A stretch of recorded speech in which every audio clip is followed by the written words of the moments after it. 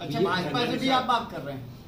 हम किसी से अभी बात नहीं कर रहे हैं। भाजपा से आपको वाई सीटिंग स्वेच्छा दे देगी, उसी के नाते सपा का लेटरवार कल से चालू हो गया। नहीं, वो लेट देखिए, अचानक ये बात उनका कहना ठीक है, हम गलत हैं।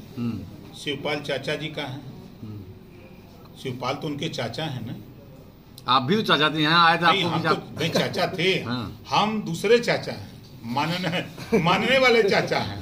वो तो उनके सगे चाचा हैं, और सगे चाचा को नहीं संभाल पा रहे हैं, अपने अपर्णा यादव को, अपने भाभी को नहीं संभाल पा रहे हैं, अपने परिवार को नहीं संभाल पा रहे हैं, तो हमको क्या संभालेंगे? ये सब जानते हुए भी तो आप सपा में गए थे। अरे तो जान के नहीं, यार खाते हैं लोग कभी कभी। उन्होंने कहा कि बड़े भैया राजभर को जो है एनडीए बुला रही है, निषाद राज बुला रही है, और सभी विधायकों से बात कर लेते हैं, इनकी राय ले लेते हैं, पार्टी के नेताओं की राय ले लेते हैं, हमारी अपनी राय है, कुछ लोगों के भी सलाह आ रहे हैं कि बात हम लोगों को बहुजन समाज पार्टी से करनी चाहिए। तो हमने कहा ठीक है, मीटिंग वूटिंग करके चलते हैं, तो फिर एक दिन फोन करेंगे, बतियाएं कि चलेंगे। अभी कोई घंटी नहीं बजी मायावती की तरफ से, आपकी तरफ? घंटी तो जहाँ चाहे वहीं बजा देंगे। बसपा सुप्रीमो भी तो एसी में ही रह के राजनीति कर रही है, जो लेकिन 4 मीटिंग अखिलेश से तो आगे हैं। 4 मीटिंग उन्होंने लोकसभा चुनाव की तैयारी में 4 मीटिंग पूरे उत्तर प्रदेश के 18 मंडल से बुला करके मीटिंग कर चुकी 4 बार। अखिलेश जी तो एक बार नहीं की। आप बताइए, एसी में दोनों हैं, दोनों के काम को देख लीजिए। एसी में अमित शाह जी भी रहते हैं, लेकिन काम को देख लीजिए। तो संगठन का काम धरातल पे कैसे हो, नेतृत्व की जिम्मेदारी होती है, उसको करें। पाल, प्रजापति, साक, सैनी, माली, आरक, अलबंसी, बंजारा, बघेलिया, खंघार, ये जातियां पश्चिम में एक एक विधानसभा में 1.5 लाख, 2.25 लाख, 1.25 लाख तक एक एक विधानसभा में है। इन्हीं को हम टिकट देने की बात की है कि इनको भी टिकट दीजिए। तो पहले चरण के चुनाव में 58 सीटों पर चुनाव होना था, एक भी टिकट किसी को नहीं दिया।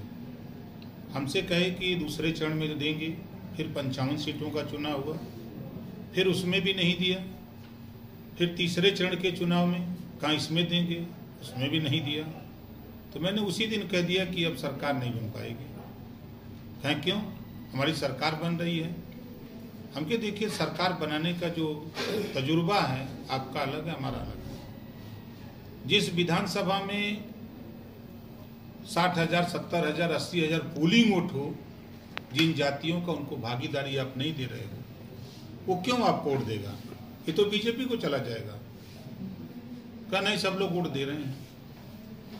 तो विधानसभा के चुनाव में हमारा जो उनका खटास हुआ, लेकिन खैर हम अपने काम में लगे रहे। तो हमने देखा कि पश्चिम में ये पीट रहे हैं, तो हमने कहा कम से कम पूर्वांचल में अपनी साख तो हम बचा लें। अपनी साख बचाने के लिए आप जहाँ बैठे हैं जौनपुर में, हमारी उनकी लड़ाई हो गई कि जौनपुर में मौर्या को टिकट दे दो, 100% जीत जाता, नहीं बात मानी। इसी तरह मधुबन में हमने कहा किसी को लड़ा दो, इनको लड़ा इनको छोड़ के, उनका विरोध है, नहीं माने। इसी तरह बांसडी में हमने कहा इनका विरोध है, इनकी जगह किसी को लड़ा दो, वो जीत जाएगा। इस तरह करीब 50 सीटों पर हमने उनको बताया, लेकिन वो मानने को तैयार नहीं थे। खैर चुनाव हुआ, रिजल्ट भी उनके सामने आ गया। फिर हमने चुनाव बीतने के बाद हमने सलाह दिया कि अब तो 22 बीत गया, अब 24 की तैयारी किया जाए मिलके।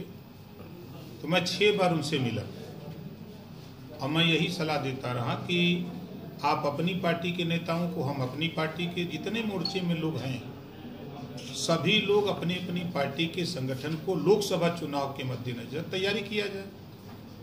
एक ज्वाइंट मीटिंग कर लिया जाए पहले, कहाँ होगी।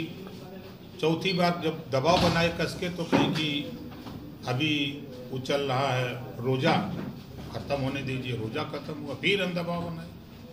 हमसे कहें यार देखो, आप बहुत दबाव बनाते होंगे, दबाव हम अपने लिए थोड़ा बना रहे हैं, गठबंधन चुनाव जीते इसके लिए हम बना रहे हैं।